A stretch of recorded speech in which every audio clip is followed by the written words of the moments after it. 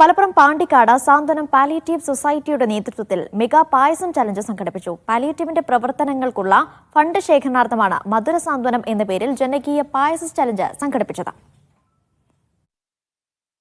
22,000 litre പാലട പായസമാണ് തയ്യാറാക്കിയത്. പാണ്ടിക്കാട്, ചെമ്പ്രശ്ശേരി, വെട്ടിക്കാട്ടിരി, നെമ്മിനി എന്നീ 4 വില്ലേജുകളിലെ 22,000 വീടുകളിലേക്ക് പായസം എത്തിച്ചു. പായസത്തോടൊപ്പം പാലിയേറ്റീവ് സന്ദേശവും നൽകുന്നതായിരുന്നു മധുരസ്വാന്തനം പായസ ചലഞ്ച്.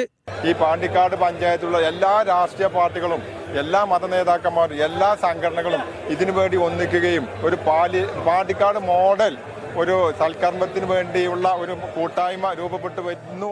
4 വില്ലേജുകളെ 5 മേഖലയായി തിരിച്ച് മേഖലാ കമ്മിറ്റികൾ രൂപീകരിച്ച് പ്രദേശത്തെ കൂട്ടായ്മകളുടെയും ക്ലബ്ബുകളുടെയും സഹായത്തോടെയാണ് പായസ ചലഞ്ച് സംഘടിപ്പിച്ചത്.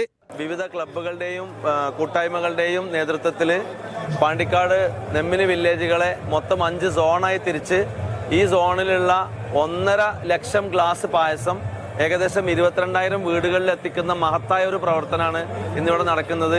ആഴ്ചകൾ നീണ്ടുനിന്ന പ്രവർത്തനങ്ങളാണ് ഇതിന്റെ ഭാഗമായി സംഘാടകർ നടത്തിയത്. ഒരാഴ്ചക്കകം ഓർഡറുകൾ പൂർത്തിയാക്കി. പാണ്ടിക്കാട് പ്രവർത്തിക്കുന്ന റൈസോഫ്റ്റ് കമ്പനി സൗജന്യമായി നിർമ്മിച്ച വെബ് പോർട്ടൽ വഴിയാണ് പായസത്തിനുള്ള ഓർഡറുകൾ സ്വീകരിച്ചത്.